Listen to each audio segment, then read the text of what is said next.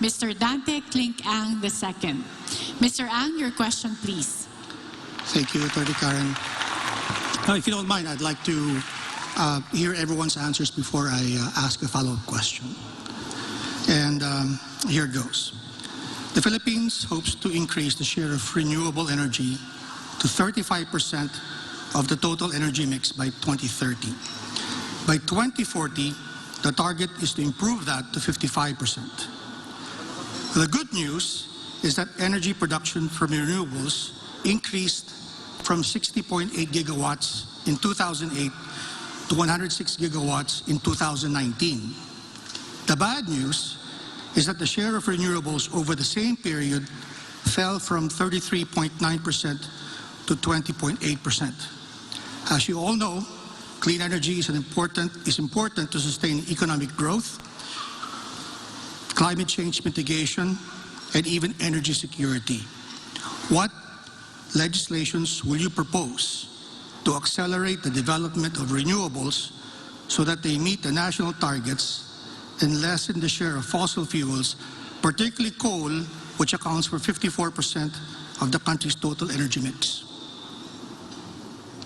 For Mr. Ang's question, first to answer is Attorney Panelo, and then we will be moving to the left. I'll be frank with you. Hindi ko po napag-aralan yung portion, yung parte niyan. Kaya hindi ako magpapanggap na alam ko ang kasagutan. Subalit, pag-aaralan ko po yan at titingnan ko kung ano ang makakabuti sa ating bansa regarding dyan sa renewable energy. Thank you, Attorney. Very honest answer. Ms. Legarda. Thank you very much, Mr. Ang. We already have the 2008 Renewable Energy Law, and we must strictly implement it. There are many provisions which are just being implemented now. And why are we lowering the energy mix of renewables when we have a law that must be implemented? Why? Because perhaps there are provisions which are not yet being fully and effectively implemented. What we must do is the oversight function of the Renewable Energy Law, as well as the Climate Change Act and the People's Survival Fund. These are laws already enacted by Congress. Happy to have principally authored these measures, and I would want the strict and effective implementation. The false dichotomy between sustainable development and natural resources, it's one or the other, hindi po totoo yan. That's why I will file the PENCAS bill, the Environment Natural Resources Accounting, so that our measurement of our GDP and our GNP is not just by the gains in terms of monetary value, but natural resources as well. Thank you. Thank you, Ms. Legarda. Attorney Roque. Ang usaping renewable po ay hindi lang usaping enerhiya. Ito po'y usaping buhay. Narating ko po yung mga iba't ibang lugar na nasalanta ng bagyong Odette at yung grabing danyos po na sinapit na ating mga kabataan ng ating mga kababayan ay dahil po sa climate change na dulot nga po ng fuel emission. So I think our shift to renewable energy is a matter of life and death. Kaya nga po kung tayo magbibigyan ng pagkakataon, unang-una, ibabalik po natin ang lahat ng feed-in tariffs, yung incentives para ang ating mga energy producers po ay mag-resort na or magpalit, pumunta sa renewables energy. At pangalawa, isa pang naiisip ko po, i-encourage po mga electric cooperatives na sila na po ang mag-generate ng kanilang kuryente using renewable dahil pag ginawa mo po yan, bababa ang kuryente dahil mawawala po ang transmission charge, mawawala po yung charge kapag nasasayang po yung kuryente, mapapababa rin po ang presyo ng kuryente. Thank you, Attorney Roque. Attorney Marcoleta. Kailangan po ay mapalakas natin ang ating regulatory agency. The problem that I see now is that the ERC is not laying down the correct regulations in order to incentivize energies like solar, wind, and biomass.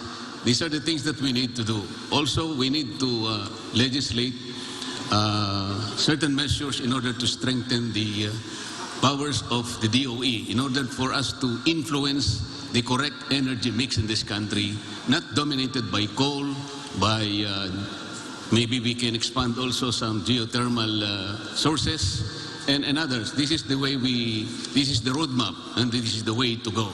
Unless and until we are able to put some measures to strengthen the regulatory function of the ERC, we will not be going further in this case. Thank you. Karen, please. Follow-up question lang kay Congressman Marcoleta. Meron tayong 4 na kasamahan doon sa mababang kapulungan. I think ang tawag sa kanila ay power block. Kung ano man ang mga house bills na pinafile doon ay pinipigil ata nila. No, I remember ang NEA administrator was kicked out because of corruption. What is the question, So sir? the question is this now. Ano kayang magagandang gawin doon para makalampas naman ang legislation sa kabutihan ng renewable energy? Kasi mayroong power block eh. Ang importante po kasing nakikita ko, hindi lamang doon sa baba, kundi sa taas din. Kaya kailangan magkaroon din po ng mga fighters doon sa taas, sa Senado, sapagkat ang marami pong measures na ginagawa namin, nahantong lamang doon sa third and final reading. Wala naman pong masyadong napupunta sa taas, kaya hindi nabibigyan ng impetus yung nagagawa sa baba. So kailangan din po natin ang champion doon sa Senado para sa ganun ay magawa natin ang measures na kinakailangan para sa kapakanan ng bansa sa usaping enerhiya. Maraming salamat po. We'll resume back to Mr. Ang's question. Attorney Gadon. Okay, ang question is how will you increase the source of energy? Alam niyo yung project na in-initiate ni Bongbong Marcos doon sa Ilocos Norte, yung windmill power source. Yan ang pinakamalaking windmill energy producer in Southeast Asia. So dapat kopyahin natin yon, ipalaganap natin yon. Pangalawa, yung i-improve natin yung mga water catchment system so that we can use the turbine technology. This is a very cheap cost of source of energy, yung turbines. And we should review the tariff, feed-in tariff being granted to those solar producers, solar energy producers. Sa sobrang baba na binibigay sa kanilang feed-in tariff, wala nang gustong pumasok sa solar energy ng malawakan. So yun ang dapat gawin. Attorney Olarte. Ako po ang kasalukuyang presidente ng Clean Air Philippines Movement. Now, in order to utilize the best source of energy, kailangan po yung renewable sources. Now, hydropower po ang pinakamagandang source ng energy natin. Dito po sa Lanao del Norte, meron po tayong Maria Cristina Falls. If we can utilize the power of that Maria Cristina Falls to the maximum, no? Nanggagaling po ang water dyan sa Marawi City and papunta po dyan sa Iligan City. Maganda po if we can utilize that. Now also, aside from the hydropower sources, we can plant trees, greening of the countryside. We can plant langka, avocado, and itong kakao po. Yun ang magandang sources. It can clean the air.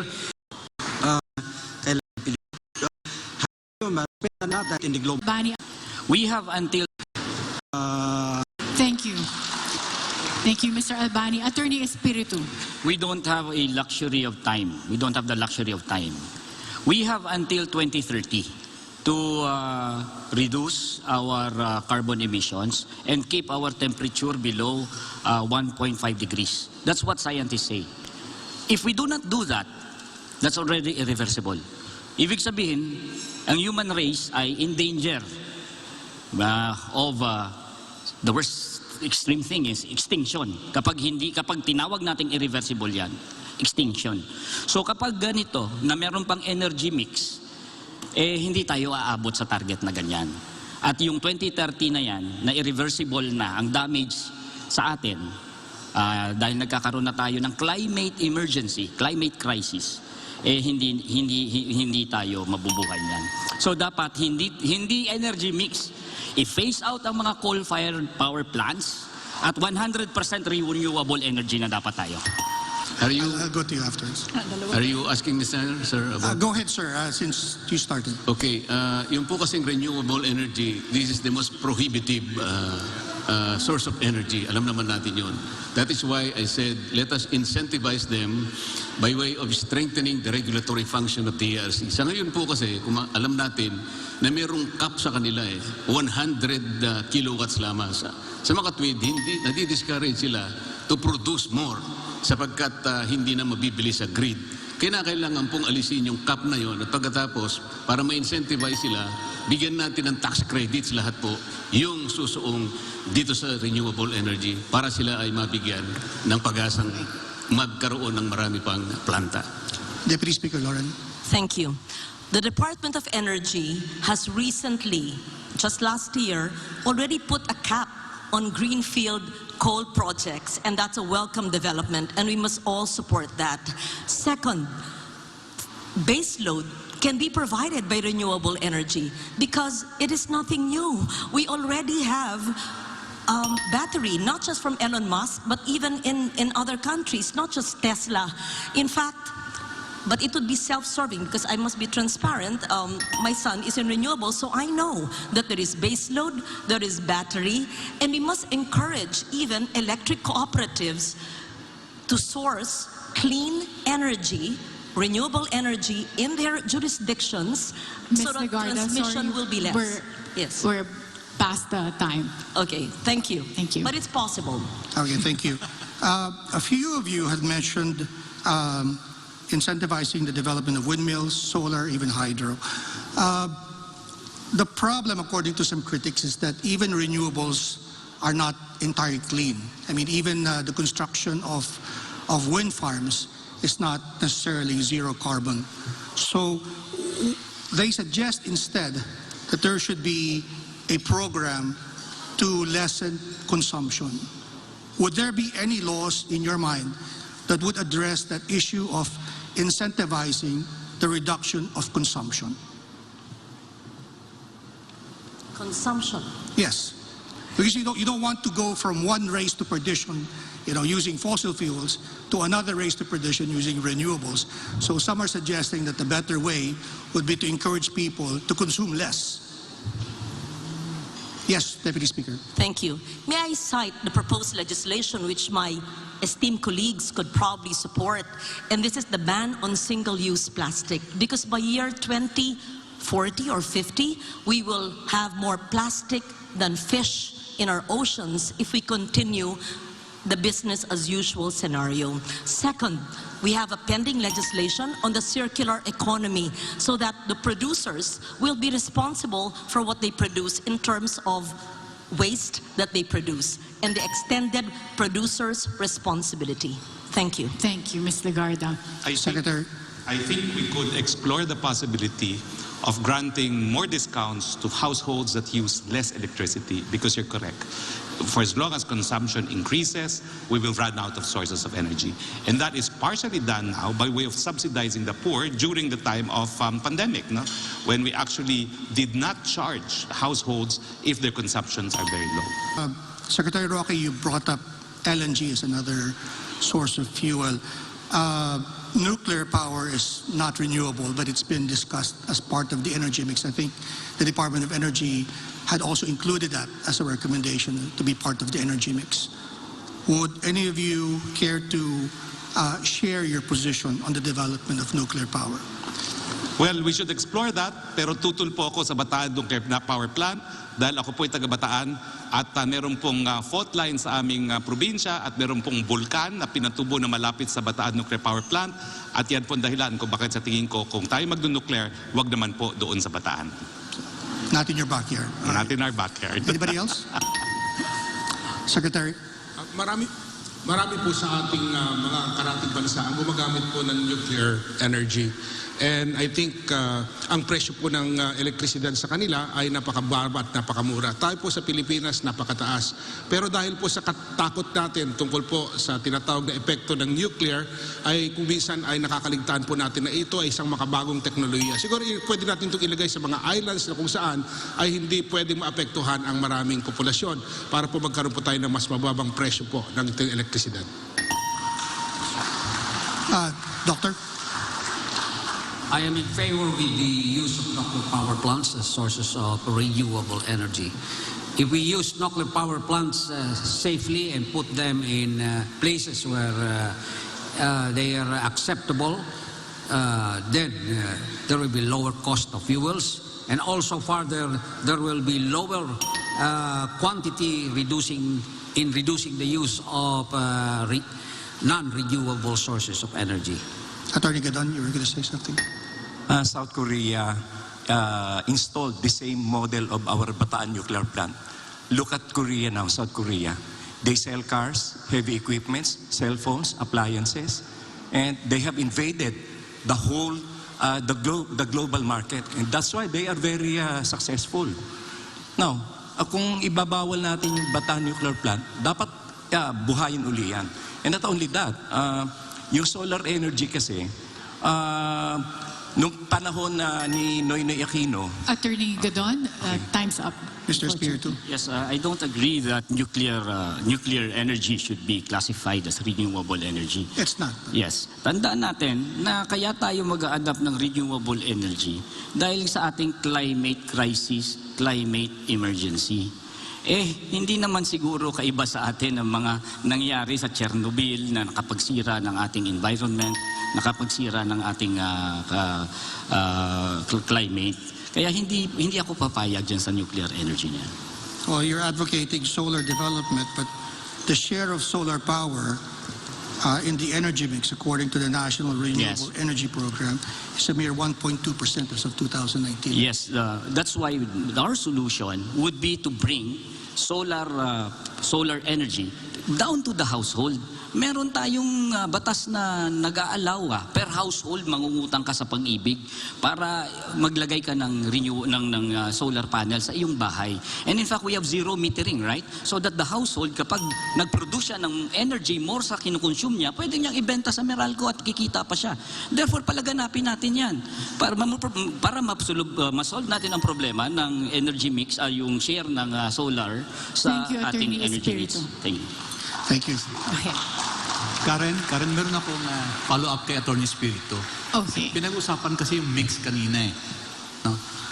Yung original question ni Blink was on the mix that should be offered by the DU to the consumers. Yes. Okay?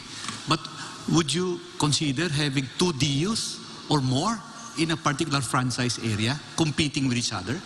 Whether they are ECs or PDUs? What I'm talking about is you will actually be independent already of the transmission system. In fact, you could contribute. If you put solar panels down to the household level and empower communities in order to provide for their own energy needs, yan ay magiging autonomous na sila, na nagpo-produce ng kanilang enerhiya. In fact, makakapag-contribute pa sila sa national grid. So, doon sa mga hindi nila nauubos. So sinasabi nyo yung consumers can produce their own power? Yes. Parang yun nata yung solar ng bayan franchise. Yes. Ni Senadora Ligarda. In fact, our office, the Bukluran ng Manggagawang Pilipino office, has installed solar panel sa aming office. And we will go for zero metering. And later on, we could even contribute to the national grid. Before Attorney Suplico's follow-up question, Attorney Gadon and Attorney Marcoleta raised their hands. Attorney Gadon? Yung kasing solar energy, maganda sana yan eh. Pero kagaya nga na sinabi mo, Mr. Dantiang, na 1% na lang ang share ng solar energy. And the efficiency is about 10%. Efficiency. Yes. You know why? Because the service contracts were awarded to companies that do not have capacity to put up. Binigay kasi dun sa mga malakas lang eh. And then they were not able to produce the projects, no? At siyempre nagkaroon din ng period ng implementation. Thank you, Attorney Gadon. Sorry, the time's very limited. Attorney Marcoleta. Yun po kasing solar on household level is easier said than done. Sapagkat ito po ay napakataas ang presyo kapag ka ikaw ay gumawa niyan. Ang importante, i-consider po natin seriously yung ating nuclear plant sapagkat napakamura po talaga ng kuryente makukuha natin dito. Iwasan nating maging emotional at political sa issue ito sapagkat kailangan natin talaga ang isang mabuting source ng energy para sa ganon ay abot kaya po lahat ng mamamayan ang elektrisidad na may dudulot natin sa kanila. Thank you. One interpellation. We have candidates raising their hand. Mr. Balita and Attorney Bailan. Yeah, na-mention ko po kanina yung mga enterprises that could be incentivized for using renewable energy. Huwag po natin kalimutan ang government offices ay isang napakalaking consumer ng energy. If we can start with them and invest in them, then probably we can set the example by doing that. And also, I think this has to be a whole of society approach, and this is where education will come in very handy. Thank you. Attorney Bailan. I was in college when the Bataan nuclear power plant was a hot topic and it was mothballed.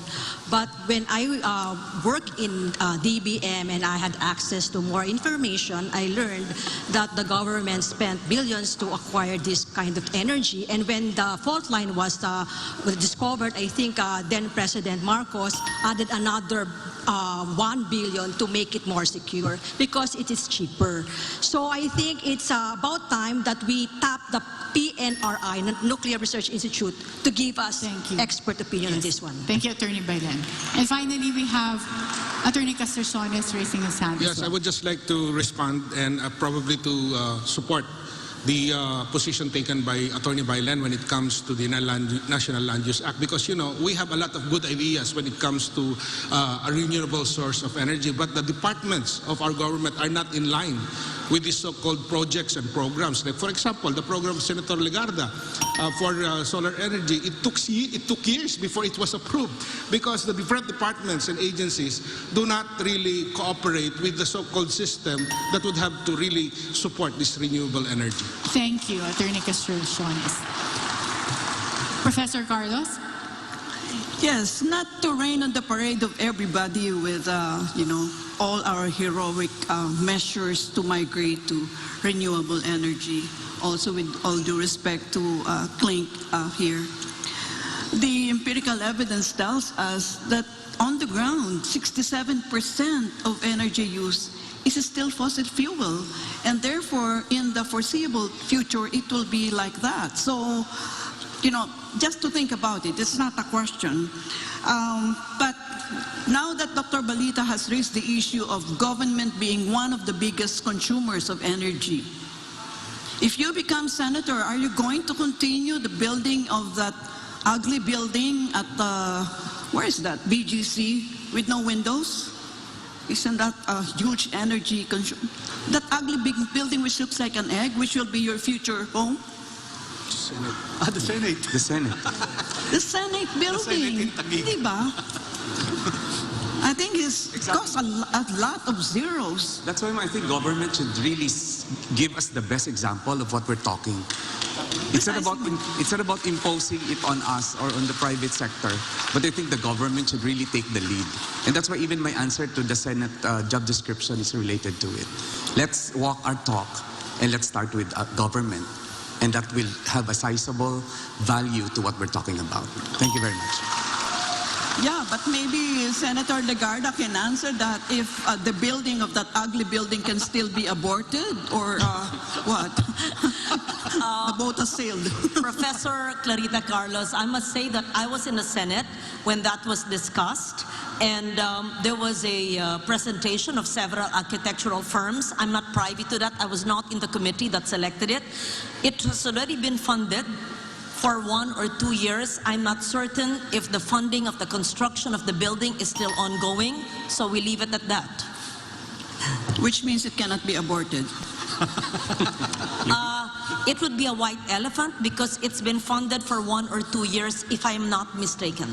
Wow. So correct me if I'm wrong. Yun po ang pagkakaalam ko dahil wala na po ako sa Senado ng 3 taon. Yeah. Can you all please do something about that ugly building without windows? Ma'am, Ma'am, we will, but we need your help to get there first. You have to get there first. Ma'am. Okay. Final comment from Attorney Alorte.